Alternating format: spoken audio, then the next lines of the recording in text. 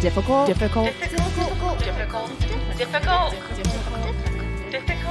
Women. Well, hello. Hey. Do you want to record a podcast? Oh, yeah. Let's record a podcast. What's your name? Oh, my name is Katy. Okay. Well, do you want to record a podcast? I don't know. It's late. It's like 8 o'clock. That's so late. Oh, my God. It's so late. I'm Marie. I'm Katy. And this is a Difficult Women podcast. Could you tell? We're so difficult. This is real difficult. It's very difficult. How you But doing? we did it. We're here. We're potting. Yeah. So good. What's new? Well, I've been trying to date. Okay. All right. In times of quarantine. Okay. And Yes. COVID. How's it going? I've been very excited to talk to you. Oh, my gosh. Tell me. Am I in love? I don't know. No, just kidding. Oh, my God. Too soon to tell. Okay. This sounds promising or maybe like delusional. I don't know. Well, so I've been just, I don't want to die alone. I think that that's the thing. If COVID has taught me anything, I'm seeing all these wonderful people with their families. Mm-hmm. And then I'm like, I have a great family, but I also don't have I don't have a lover at the moment. It's been so long. Mm-hmm. And, I know that there have been people who have found love in COVID. I've also, but I don't know who they are. Yeah, In theory. but I kind of just like took an active, okay, I'm gonna try. And this is where it's like uncharted territory. I really have no idea how this works. But so basically, it's a week. We're recording on Sunday. Yesterday, I had a lovely time outside at a bar with a gentleman. It was very fascinating. Is he my husband? Probably not. And then today I had a lovely walk in the park with another man. And I saw like a little thing on Instagram saying that dating in the time of COVID is like a Jane Austen novel. Mm-hmm. Yeah. Because it's like, so yeah. Because it's like, do you mind? Do you want to take a turn around the park? Or something. Yeah. It's like exactly. That's and everybody's at home writing letters. Right. Sending him off by pigeon, just like, oh, caw. Yeah. Yeah. How did they go? They were fine, or they were good, or they were promising, or not promising. First date, I try not to get too excited about anything, but will there be a second stroll? Yes, I believe there'll be a second stroll. All right. There should be like a Jane Austen style dating show during this time period. No touching. No touching. I literally gave the guy a pat on the shoulder. Yeah. Did you want to kiss him? Me, I probably would have totally dove in. Even if it wasn't not really, but I'll do it anyway. Sure. So desperate times call for desperate measures. But no, but really, truly, it's so weird, Katy. It's so weird. Because normally, yeah, I definitely probably would have at least pecked him a little, a little, It was very romantic. But also, I've never, a first date going for a walk? What's that about? If you're listening and you're curious of dating, go for a walk. It's really nice. You can run away if you really don't. Or you could just unless they're faster. You can find out real quick who runs faster if you try to make it run for it. But it was just, you can control the time. There's obviously an end point because you can't just walk forever. Sometimes at bars, you just want to, if they get another drink, you're like, God damn it. But with walk, you're just like, you want to circle back? It's like not a, or just. Yeah. Or you could be like, hey, let's walk this way. And then you end up at your car. Just in the back of your car. I've just never gone on a walk for a date. That's lovely. I highly recommend it now. That's great. So I went on a walk date, or it started as a walk. This is like before COVID, because the guy didn't drink. So we did a little walk date, and I didn't like him right away. And then I felt real stuck because I would have liked to have walked away, but we had planned to have dinner after the walk. God damn it. See, you gotta just do the real walk. Stuck in that walk date. Man, just do the walk. Just do the walk part. You got to take it one section at a time. I had a weird sort of, I have not been dating at all, but I've sort of been perusing the apps a little bit. And I had an interesting pickup line. which I want to call this guy out so bad. But he seemed fine. But he was like, Katie, hey, how the hell are ya? Like, it's so good to see your face on here. You know, we met at my bar a couple years ago. How funny to see you. How has it been? I'm looking at this guy and I'm like, who the fuck is this guy? I don't know this guy. I don't have a great memory for people, but I tell you what, like, you know, names and faces and, you know, people, I just don't remember them. So I was like, do I know this guy? Like, have I met this person? So I just wrote back and I was like, what bar? I was like, where? What's the name of your place? I was like, hey, like, what, where? Ooh. And then, of course, he was like, oh, it must have been someone else. Like, you're much prettier than she was. And I'm like, you're so full of shit. You think I don't see through this shit? But I might run it back. I don't know. See, it's just no one else to talk to. Anyway, that's all. I mean, I've just been working a lot and then just trying to shape the life that I deserve. That's what my therapist would say. Absolutely. Well, that's kind of a good segue a little bit into what we were going to talk about today. Exactly. I love it. Should we talk about Let's dildos? get into it. Dildos first and then... Let's definitely talk about some dildos first. Listen to some pre-recorded dildo talk. Free stuff is awesome, but free stuff to spice up your bedroom is even better. Select almost any one item for 50% off, and then Adam and Eve loads on the free stuff. Enter offer code HORIO at checkout and get 10 tantalizing free gifts. A sexy item for him, a special gift for her, and a third item you'll both enjoy. And 6 free spicy movies. Ooh. Plus, free shipping. That's HORIO, WHOREO, HORIO at adamandeve.com. Ugh, if I had more time, I would put Christmas music under our dildo advertisement, but I don't. It'd be great. Yeah. In my mind, that dinging was like Jingle Bells, but I'm realizing out of the context of my brain, it might not sound like anything. Anyway, it's fine. Ding, yeah, ding. ding, ding, ding. Again, speaking of mental health, today we're talking about seasonal depressive disorder. Nope, that's not what it's called. Seasonal. What's it called? Seasonal depression. Sad. But yeah, Seasonal. Sad. It's called affective disorder. Yes. And that's very cute. It's very cute that the acronym for seasonal affective disorder is SAD. It's how cute. Sad. It's a little bit condescending, I think, but it's fine.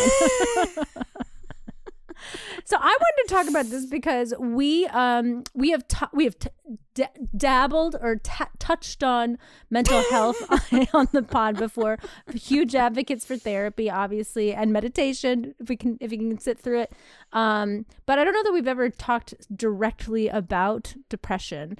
And I was sort of curious about seasonal depression because I suffer from regular depression. So I'm sad all the time, not just when it rains.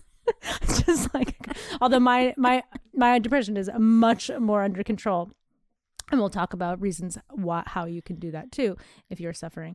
But I'm very cognizant of the fact that we are not only in a pandemic where we're getting close to the year mark of being separate from other people, but we are very quickly, if not already in the middle of, entering the winter seasons. Oh God, and it's going to just I'm just collide. Really worried. I'm just worried for people. I'm a little worried about myself post-holiday season because I actually have I was going to say, this is so sad. I was about to say, I have holiday plans, but my holiday plans are literally, I bought a tree and I'm going to unwrap a present that I sent myself. Oh, right. The surprise gift. Yeah. But I'm actually really looking forward to it. I think I'm going to have a nice little Christmas. But it hit me the other day where I was like, oh no, what happens after my Christmas plan? Because it's going to be real sad and depressing. So I was like, what is up with seasonal depression? Is it a thing? Really? I didn't even know. I think some people question whether is it actually depression or is it just people getting tired during the winter. And it appears very much so to be a real thing and to be taken seriously. And it looks like some people do suffer from full-blown depression, but only during the winter months. And sometimes only in the summer and spring months. Huh. Well, my depression, I've learned about my body, and I think that with seasonal depression, it really is about your body and more of the circadian, what is it? The circadian rhythms. Yeah. Rhythm. And that's what I was reading about. It gets knocked out of whack because of how dark it gets. Yeah. And so if your circadian rhythm is out of whack, your internal clock and everything inside your body is just out of whack. And then you get depressed. And in addition to that, I was reading that the light source, just not having enough light, because light triggers serotonin in your brain. And serotonin is one of the happy internal drugs. Juices. Happy juices. It's a little happy juice in there that gets like released when you're out in sunlight. And when you don't have a lot of sunlight, sometimes your serotonin levels drop, and then that makes you not feel good. And I also was seeing that, unsurprisingly, one of the things that can make you higher risk for seasonal depression is living further away from the equator, where it gets dark for a really long time. And we've both been... Wait, when did you go to Sweden? You were there in the summer? September. And it wasn't the dark. It was normal. It does light. the dark thing in the... Winter. Yeah, it gets very, that's very right. dark. Okay, so all the time. that's right. Because I was like, wait a minute, I had a weird experience there, but it was the opposite. So I went in the summer, and it was like the sun did not go down until like 11:30 p.m., which was crazy.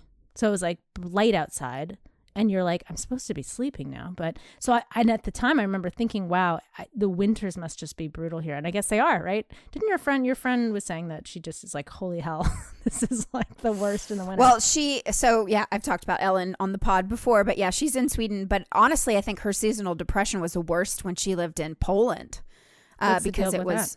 Well, it was just fucking freezing. And then also the sun is there only 2 hours a day or something. Yeah. It's something really crazy. Yeah. So I'm afraid we're like, in America, we don't have the same light situations. Of course, we have our like, what is that called? Hourly national, what's it called? The Farmer's Almanac time change thing. What is it? Is it spring ahead and fall backwards? What is it? Fall into the abyss. Fall into your death and then jump out of it. Time warp. Let's do the time warp again. Is when every year it's like, let's just do that time warp again. Accurate. That was definitely the scientific terminology for that. Daylight savings time. Exactly. That's what. There we go. That's what I said. So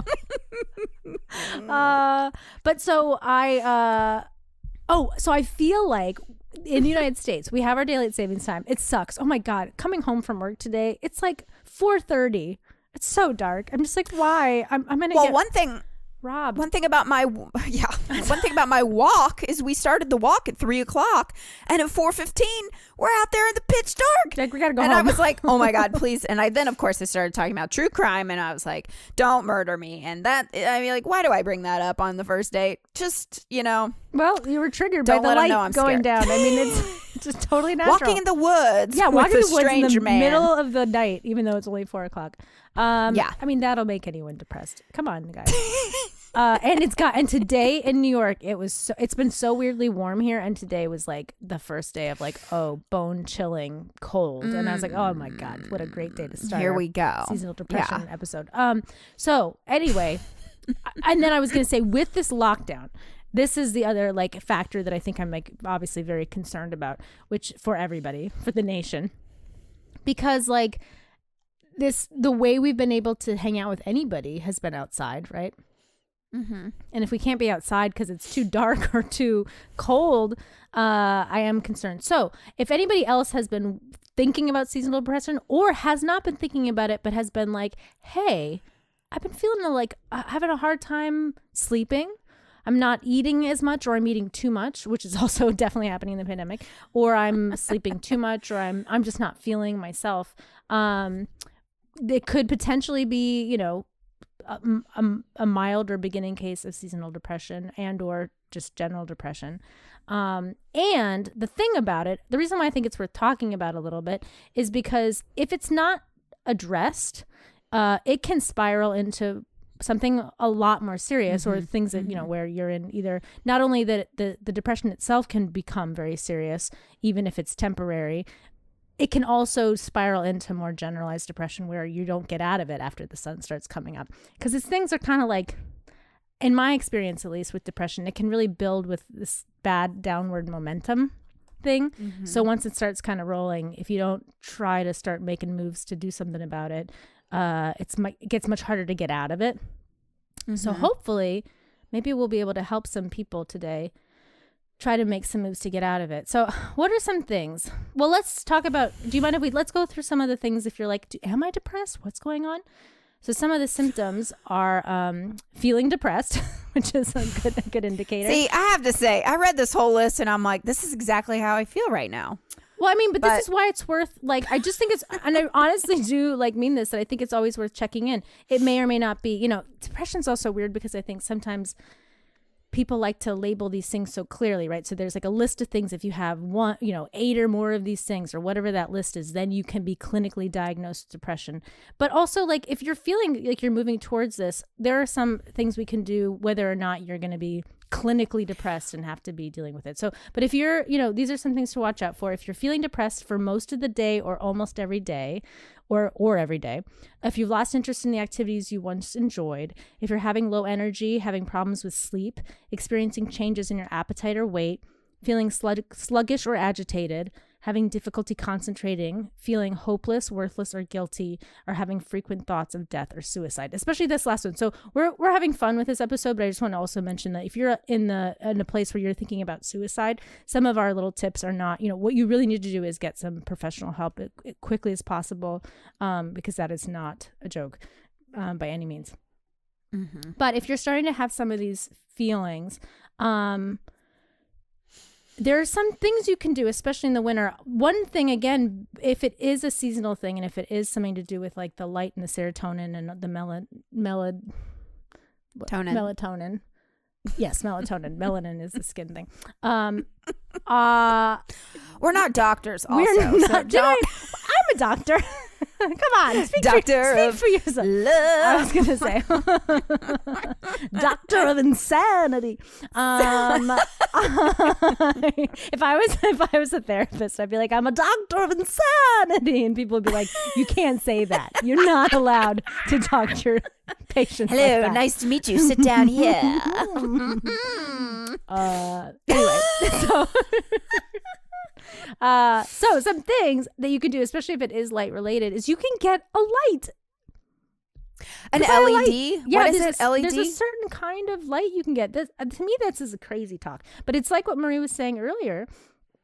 That the circadian rhythm inside your body is off. Yeah. And you need that light to wake it up. And also I was reading that if you want to know your real circadian rhythm, because we're all programmed, I think, at this point of like, it's society a lot of the times is like, you have to wake up early and go to your job. I mean, we don't do that anymore, but you know what I mean? Like, right. But society like makes people feel bad if they sleep in or if a person is a night owl. But that could be your circadian rhythm. And so it was saying that like, if you really want to find out your circadian rhythm, and this is something that if you are feeling depressed or something, maybe this could actually help, is just throwing away your alarm clock and just That's not funny, but I am not a doctor. Throw it away. just throw it away. Show up to anything ever again. Just forget about it. Time is a construct. It is. It's a social construct. No, just throw it away. But I'm kind of curious. Like, what would your circadian rhythm be? Katie, yes. You are a night owl, aren't you? It's like, funny. I'm curious what yours would be. When I was in the pandemic, in the lockdown, we're all in the pandemic. I'm not it's wishful You're thinking. You're not in here? Wishful thinking. I have left my body. No, when we were in like lockdown, you really did start to get to find like, where do I want to sleep? When do I want to sleep? And my clock was all over the place. But I think I did kind of land in a place where I started waking up earlier than I thought I would. I started in a place where I think a lot of people did, where you're like, it's 5 a.m. and I'm still awake and I'm going to sleep until 2. But that didn't feel good to me eventually. So I think that my real rhythm is probably waking up at around 9 and going to bed at like 12 or 1. That would be maybe my ideal scenario. What about you? You're more of an earlier riser, no? Or is that just self-imposed? Yeah, I mean, I think, well, because of the pandemic and lockdown and stuff, I've been able to just kind of figure out when I really do like to wake up. And I like to wake up at a crisp 7 o'clock in the morning. That's insanity to me, but that's great. That's good. I like a nice good. 7 a.m. Well, I never knew. I mean, certainly didn't do that in New York City. Oh my God. Yeah. No, because I never did that. But I was working too late. That's, Yeah, when you're exactly. working till 1 in the morning, you're not going to wake up at crisp 7 o'clock to like 100%. go for a walk. 100%. No. But yeah, I've been waking up at 7 and then, but now I'm off at night now. Now I've been going to bed pretty late because there's all the Christmas movies I want to see. Right. Just You gotta stay get up that late in, watching. Get this in. But it was interesting on the Appalachian Trail because obviously, I mean, we didn't set alarms. We just, you just went to sleep when the sun went down and woke up when the sun came up. And that feeling of just following the sun that was meditative. It really just felt, I came out of that like, okay, I should stick with this, but you can't go to bed at 7 o'clock every night. Oh, or man, now I'm like actually, at 4:30. Well, you're saying that too. That makes me kind of jealous even because I think that's exactly what we're supposed to be doing. That's exactly what we're supposed to be doing. And our, modern lives have really been imposing other agendas on us. That was another thing too, is that just the rates of depression generally in the United States or in the world, in the modernized world, they are just skyrocketing, and not just because of the pandemic, but they've been skyrocketing, and it is so clearly from this almost like over modernization. Again, I'm not now. Sometimes some of my ideas get a little wackadoo. I'm not saying we all go hiking, not hiking, but like living Insanity. on the Dr. Insanity says, live outside. Throw away your clocks and live outside. Throw away your clocks. But I mean, in some ways, I feel like it would be a really good therapeutic thing to do if someone was really, having a tough time. Like, yeah, absolutely. Go outside and sleep. Yeah, if you can. Yeah. Sleep outside. That's, again. I love our advice. Great. Keep going. I have more. I have some. It's not non-traditional. I'm a non-traditional doctor. Yeah. Oh, and then so yes. So I think that some of the more traditional ways of dealing with seasonal depression, but depression in general, would be light therapy potentially, and then of course talk therapy, and then also potentially medication if you feel like you're at that position. That is not something that I would say you just rush and do, because that's real serious stuff. But if you do feel like you need to be on medication or your doctor is advising it, then of course that is something you should consider. But yes, what are some alternative things that we can talk about, especially for people that are new to depression? It's a new exciting journey for them. Well, I think physical activity is I really think getting up first thing in the morning, and I kind of think of our Tone It Up girls that I've kind of fallen out of love with them, but they're these two workout queens out in Los Angeles called Tone It Up, Katrina and Karina. we got to go to one of their workouts in New York, and it was very cool. But their big thing, seriously, it is called booty call. Mm-hmm. And they live by it. It's like the very first thing you do in the morning, you do a booty call, and that's not what we call a booty call. It's get your booty, get your booty moving first thing. And theirs is really just 30 minutes of physical activity. And I stand by this. I think that can really help your depression. It gives you a purpose. Like sometimes when I'm feeling really like the weight of the world is on me, especially during the pandemic, laying in bed, like the worst time is when I wake up, because I'm like, I have nothing, or like that feeling of like, I have to do another day. Right. And like the weight of that is just, it's hard. It's just really too heavy sometimes. But having a purpose to get out of bed and just, it's kind of like one foot in front of the other, baby steps type of thing. But it's like, start your day with a walk outside. If you can, if you have a place to walk outside, go. Or even just if you 30 can minutes. do some like jumping jacks, you know what I mean? Honestly, you can do indoor, Dr. Insanity says jumping jacks just right on your bed. Snow angels, win your pillows. just do it. Don't stop for 30 minutes. But I think I absolutely agree with that. And I think that actually that advice too, especially if you can do something either first thing in the morning or have it be at the same time every day, or kind of shoot for a certain time period every day, hits a couple different marks of advice that people give for depression, which is one, having a routine can be really helpful if you feel like you're listless and just don't know what to do next.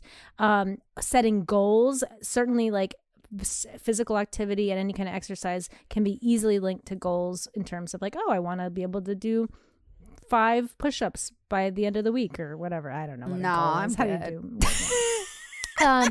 And then and exercise is number 3 on this list too. So that you'd be able to knock out 3 useful, because for me, one of the biggest things, definitely exercise is helpful, but one of the biggest things that helps me is having any kind of a routine and just to get me started in the morning. I'm not a routine human. I don't like people telling me what to do, when to do it, even if it's me. I don't like myself telling me to do things.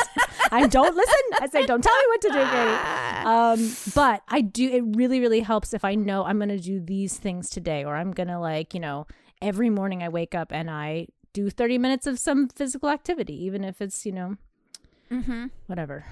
I was going to say fartleks. Do you know what fartleks are?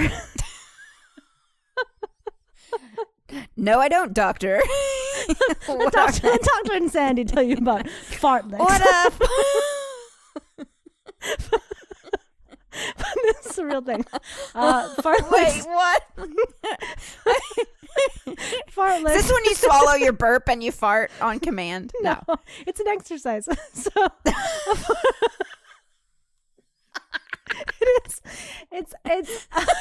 this is real. I swear to God.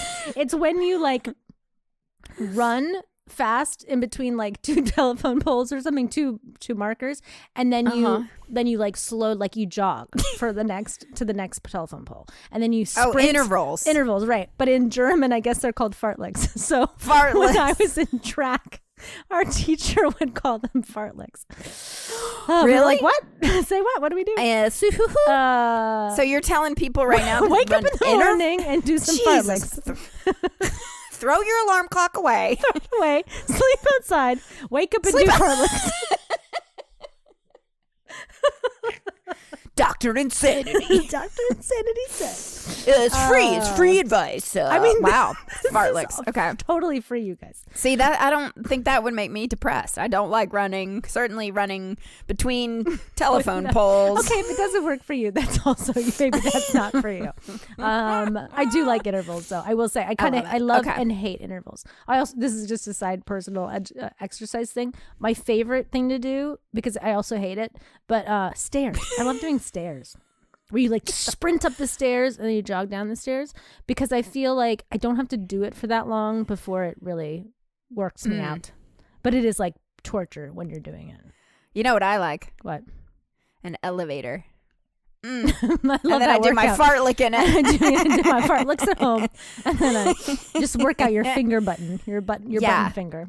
I love it. Oh God. Elevator. Okay, so intervals. Okay. I mean, that's just one suggestion. You don't have to. You don't have to do that. You could also just take a walk. Walk is also good. Yeah. Okay. Food. Let's talk about food for a second. How much does food affect you? Right? Like too much sugar can make you feel bad. Can I confess something to you? Yeah. I haven't told anybody this. Uh-oh. I had McDonald's at midnight the other night. I'm a little Don't tell anybody. Oh, no. I mean, on the podcast. It was so, oh God, this is where I'm like, oh my God, I've moved to Tennessee. I have a car all of a sudden. I'm living in suburbia. I'm stopping at McDonald's at midnight. Who am I? But it was really good. But I realized in the morning how depressed I was, because when you eat food that is bad for you, it's not real food. It affects you. Yeah. And your skin and your physical. Like I was like it was like I'd done shots of tequila or something the night before. I woke up just very but can I say it was delicious? I know. So I had McDonald's not that long ago, I will admit. You did because it was right before I moved out into my new apartment. Because us roommates, all of a sudden, we were all kind of like, we want McDonald's. So we went on a field trip, like little ducklings, marched down to McDonald's down the street. We all made our little orders. Can order on those little What did you get? Now. Can I ask? I got, what did I get that day? My new favorite thing to do if I do go to McDonald's, which is very rarely, is I like to get like a Big Mac and then like a 6-piece chicken nugget.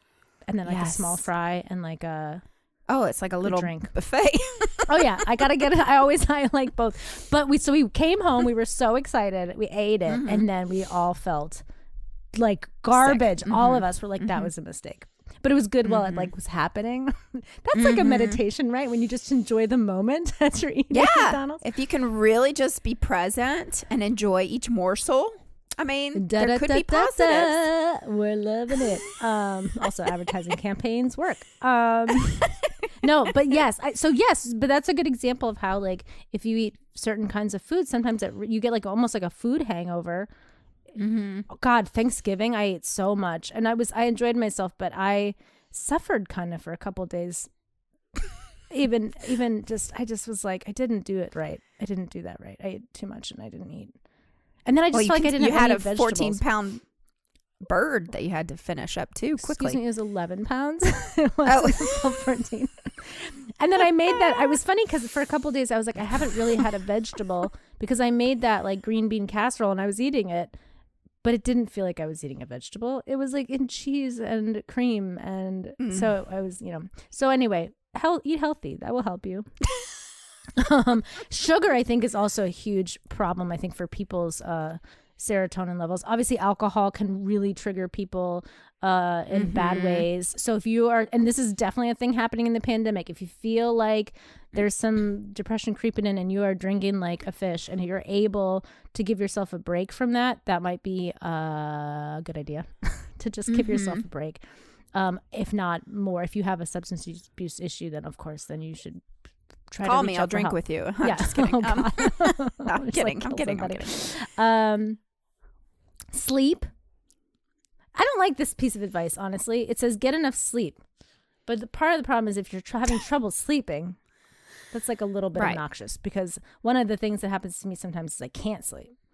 So don't tell me like, oh, you should sleep more. I'm like, go fuck yourself. You don't like anybody tell you. Don't tell me what to do. Don't tell me what to do.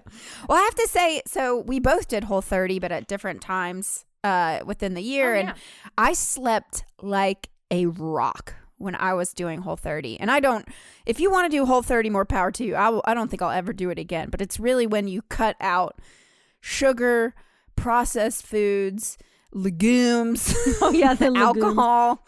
I mean, you're really eating just like super clean. And I did it kind of just to be like, can I do this? And I had, some other friends doing it. And so we fucking did it. And my skin was incredible. I had lost all the bloat and blah, blah, blah. It was one of the hardest things I've ever had to do because my lifestyle just doesn't lend to preparing every fucking meal.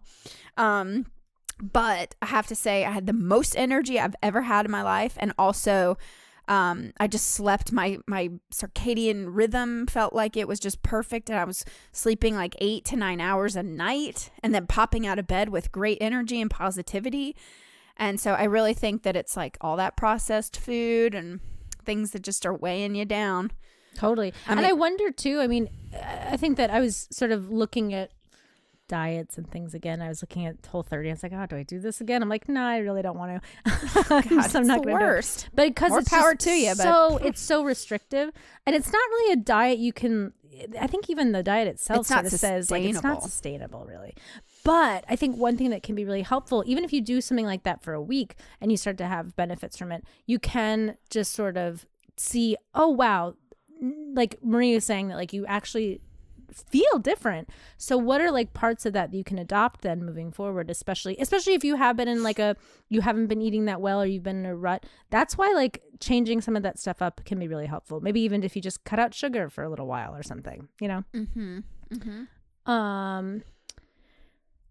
Another piece of advice I found was if you're feeling depressed and you don't, this is kind of, to me, this also kind of goes along with like goals or what you were saying about having a purpose, but sometimes it can be helpful to take on some responsibilities. And I know I have a friend that's in AA, and one of the things that I think really helped him when he was doing AA was taking on some of the responsibilities. And they kind of set this up. They want you to have responsibilities when you're like really attending AA frequently. And he was like the treasurer or something.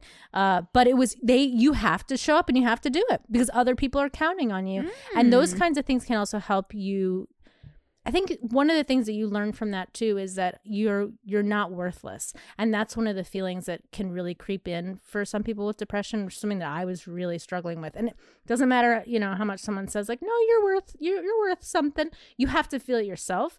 So giving yourself something that shows like, look at you like doing this responsibility. Look at you doing this task and succeeding at it. Look at these people that are depending on you in a way, or a plant. Buy a plant. You know what I mean? That's a good place to start. So that if you do a bad job, you don't have to beat yourself up too much. You can say, okay, like, let me see. But it gives you something to focus on so that you're not just, or if you have like a dog or something, you can get up to walk the dog. That would also be great. Maybe I should get a dog.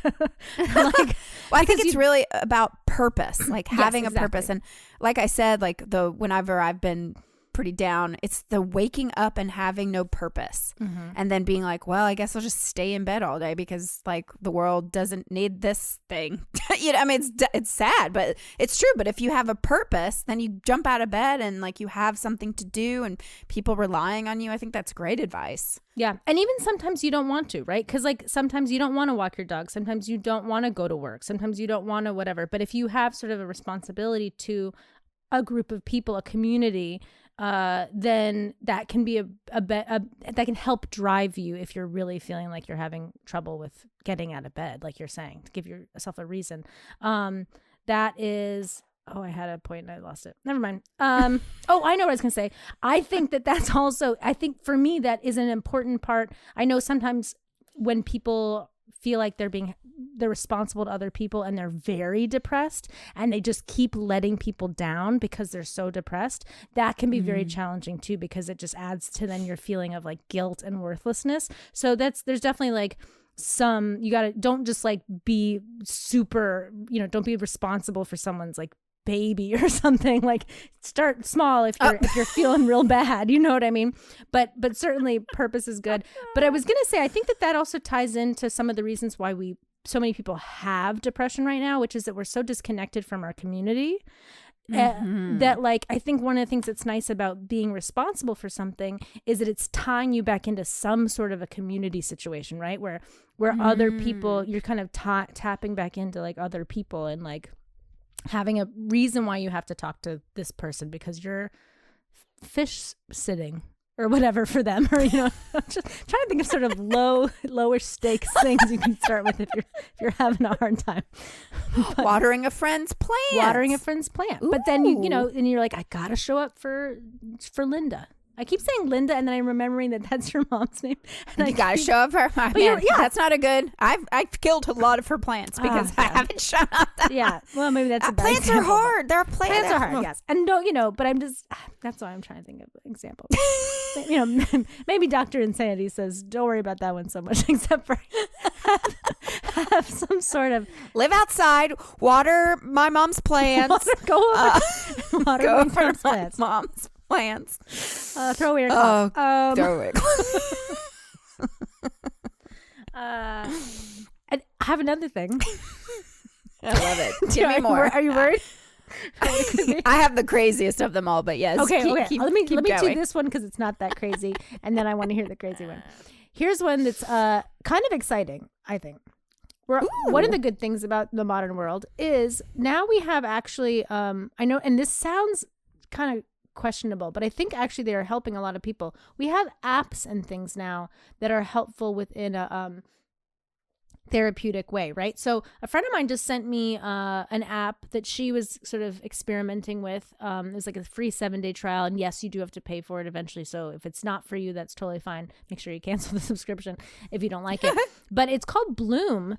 And I was trying it out. And what's really cool about Bloom is they really use this kind of therapy called cognitive behavioral therapy, which is a really effective form of therapy for a lot of people. And what it's basically about is challenging your negative thoughts, because a lot of depression is about negative self-talk and negative thoughts, and being able to, if you're able to, and when I was in my talk therapy with my therapist, we talked about this a lot, and it was very helpful to me, which is if you're having a negative thought, how do you, instead of letting it spiral and then just that's the next 4 weeks of your life just spiraling around like negative thoughts, how do you like interrupt that pattern and then enforce another thought into your brain.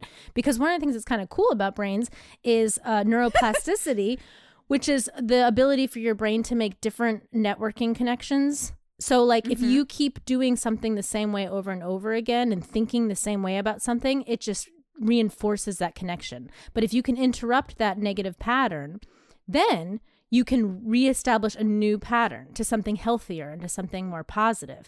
And this is a real thing that really does work. And I found this is a personal thing, but I think it's been helpful for me. And I found myself doing much better with getting rid of negative self-talk. And it's as simple as, instead of, let's say you are having a rough moment in your day, and because maybe you made a mistake at work, right?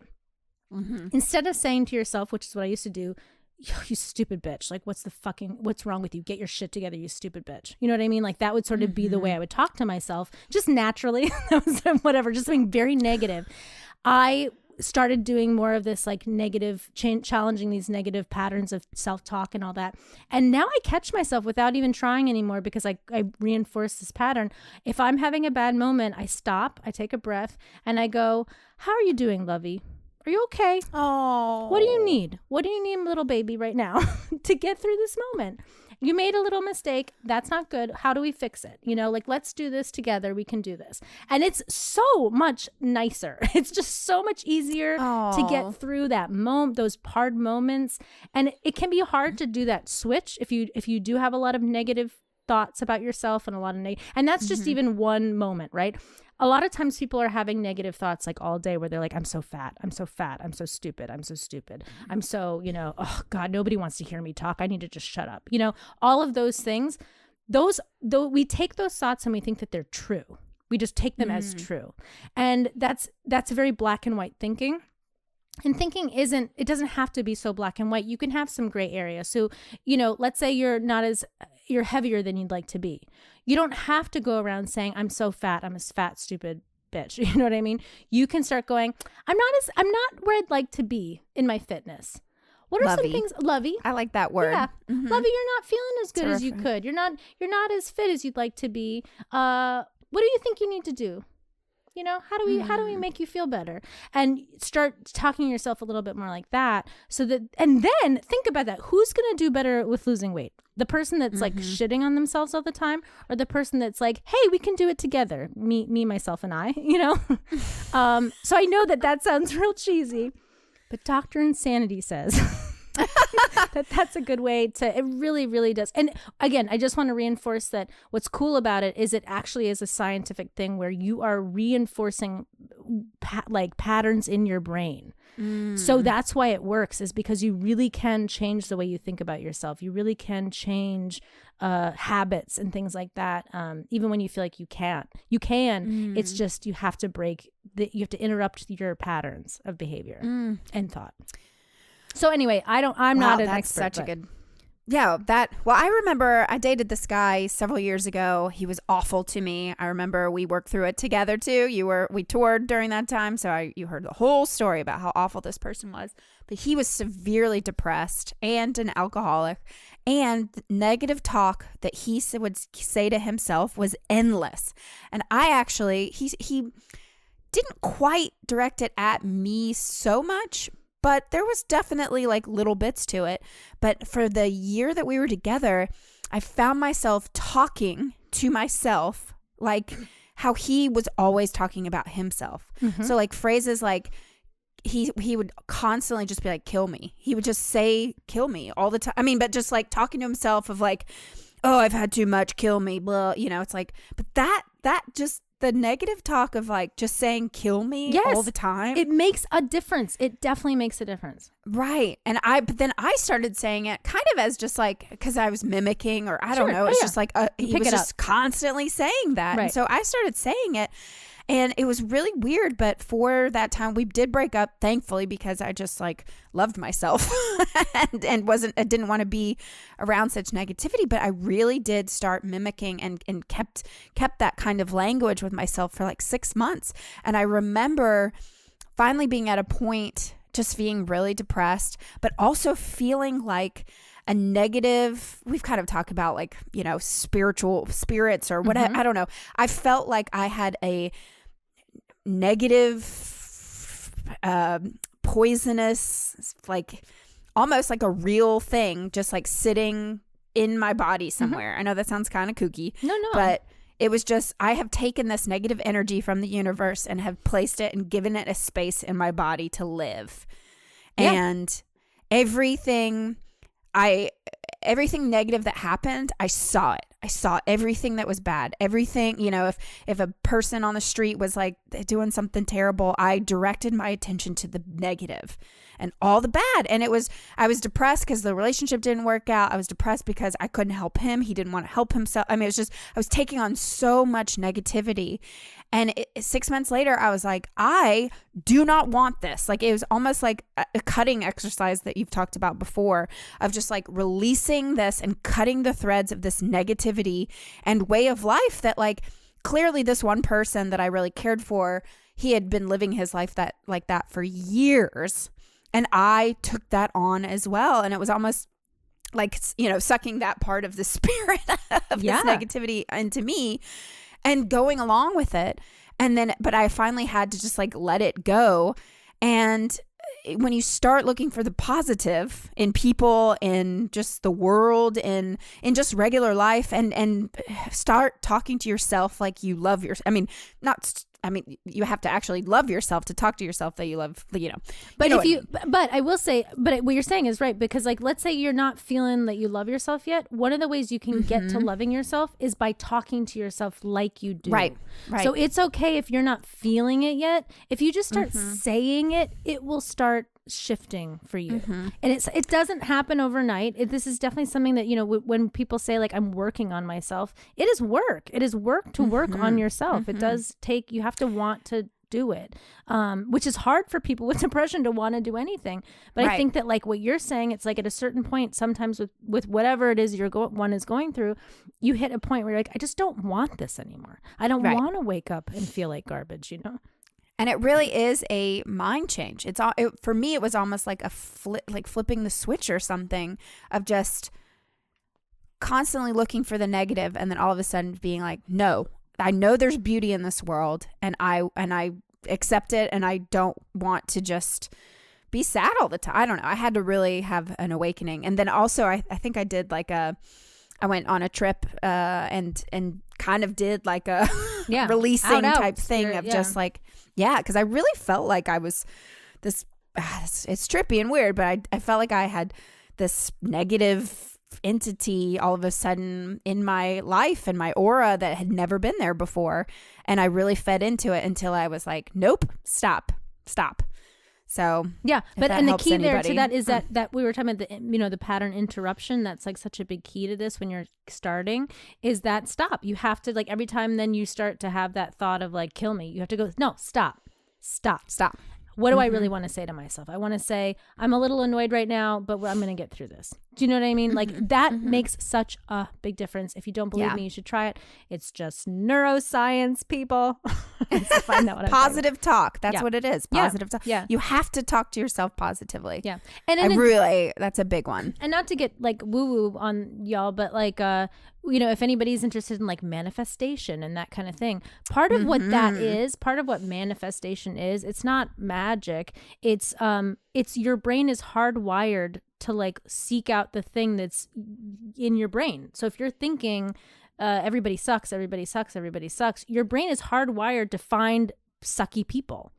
If you're thinking like, wow, today is great, everything is great, people are wonderful, your brain is going to acknowledge like the people that are wonderful, and the people, it doesn't mean that there aren't sucky people out there. It means that when they come into your life, you just don't give them as much space, and you just will naturally do that if you're focused on good, good things. Doesn't mean, and again, doesn't mean you don't have bad moments. It just means you're able to navigate them much easier. Anyway, I think that's like a very practical thing. And take a look at, it's the Bloom app. If you're interested in looking it up, be careful if you don't want to be spending money before that free trial's up, you better cancel that subscription. But if you like it, and also just there's a lot of self-reflection in the app. So they talk about cognitive behavioral therapy and what we just were talking about, but also they'll have you reflect on your life. So when was a time where you were feeling blah, blah, blah? And it's important to have those moments where you go, oh yeah, I guess I did do that. Or yes, I am like that sometimes. So that then you can start changing the patterns. Tell me. One thing that helped me, and I think I've talked about it before, but the Sam Harris meditation app called Waking Up. Great. And I highly recommend it simply because you can go to the website and they have a section on the website where you can just put in your email and say like, I can't afford to pay for this. And they just send you the subscription for free for an entire year. And he does daily devotions and meditations, and one of our favorite comedians, Nikki Glaser, is a huge advocate and has really said, and that's how I learned about the app, because she's talked about it on her podcast about how it's just changed her perception of just the way she thinks about herself, and then also how if you can, this is where at first I was like, I hate meditation. I've talked about that too, of just like, I don't want to be in my thoughts. I don't want to quiet. Like I have too much going on. But what I've really got the most out of the meditation app recently is just, especially when something really, really hard has happened lately. And I mean, as simple as actually just like road rage. Okay. That's just one example of just like somebody completely cutting me off and then being completely aware and rageful. But knowing that like, that's just a moment, that moment, that feeling is going to pass. And that's not actually, that was just the second and it's gone. It really, I mean, these fuckers in Nashville, the way they drive, don't get me started. But it's amazing to like, if you just can be present and like know, and it's almost we hate yoga. We talk about that too, but it's like working when you're doing like the crow or whatever the fuck, the tree, I don't know. But it's keeping a hard position, but then like keeping calm and focusing and just staying present. And I don't know, I've really been digging this Sam Harris Waking Up app, and it's free for a year. That's amazing. I think also the thing too with something like road rage or whatever is that when you can be more present and not, again, in your patterns or your knee-jerk sort of reactions to things, you realize like you have a choice on how you want to react to that moment. Am I going to let this ruin my day? Or am I going to just be like, hey guys, that's his issue. Right. And I'm going to keep driving the way I like to drive or whatever, as long as it's legal. I don't know how to drive. I don't know sleep outside, throw your alarm away, drive however you want, and drive whatever you want, wherever you want to go. Don't let people tell you what to do. That's what Dr. Insandy says. Wait, speaking of Dr. Insandy, you said you had another kind of kooky thing. Tip? Okay, well, so let me just piggyback onto the meditation. So I'm obsessed with ASMR. I was reading about ASMR connected to dealing with seasonal depression. And ASMR obviously is the whispering and the clicking. Oh, yeah, I love it. Oh, I love it. Does it give you the tingles? I don't get the tingles. Oh, you do? It gives me the tingles. I don't have that. But see, the crazy thing about ASMR is that it can either give a person tingles, it can either give them no response at all, or it can cause like pure rage in people. You can have like, there's the extreme. But a lot of people who have suffered from depression, they find that ASMR videos, and there's tons on YouTube, I was looking through, but there's like hypnotic ASMR videos. There's actually this one woman who's very beautiful, like 3 million hits but she's just like talking really quiet and saying like lay your head down on a pillow and whatever. But for people that are suffering from depression and anxiety and not being able to sleep, like, and if you fall into this camp, you don't want to be rage, don't fall asleep in a rage. Don't fall asleep in a rage. But there's for a lot of people, ASMR can actually like calm your brain waves in a way that like, maybe a sound machine doesn't quite get there. So I do highly recommend like get on YouTube and look at some of those ASMR things. Yeah, there's a whole thing I don't know. Yeah, there's a thing I don't know as much about, but it's like the alpha, theta, and beta waves of your brain, and I'm going to mess this up, but it's like one of them. I think the alpha stage in your brain waves is like when you're awake. And then if you're in beta, you're like kind of in a hypnotic, almost like very relaxed. That's like the meditative state. And then theta is like full unconscious, like sleeping. So when you're trying to relax, a lot of times people, especially if you're having trouble sleeping, you're just like stuck in this alpha, kind of like your brain is going, and you can't get into that beta. Actually, I have another tip. This is also kooky and weird, but it does work. If you have so one thing that's supposed to help get you into that beta state or into the more like sleepier state is to this is gonna sound is when you have presumably I have your eyes closed, roll your eyes back into your head. So if you roll your eyes back and you hold them there for a little while, it like automatically is supposed to like set you into beta, and it relaxes you, and that sometimes helps me fall asleep when I'm having a lot of trouble. You roll your eyes into so I'm gonna do it with my eyes open on this Zoom. No one on the podcast will be able to see it, but Marie, we'll see what Marie says. So if I go like that, right? But I have my eyes closed. Jesus Christ! So you roll them in the Don't back do that. of your head. Don't do that. I'm just saying. So what did you witness? What did you witness over there for the listeners, Marie? That needeth priest. Be gone, demon. Dr. Insanity, get out of there. She rolled her eyes back basically while looking at me because I was trying to show her what I was. I don't like you. Me don't like you. Lovey, me don't like you. That's amazing. But anyway, you guys can try that if you're like desperate to try to sleep. Also breathing, by the way, if you're having trouble relaxing, just do like those. Just breathe, for God's sake. We don't breathe enough. I don't know. We gotta breathe more. Everybody breathe more. Anyway. Well, I think that I am very joyful now. I hope that number one, we made you feel better because we're so out of our minds.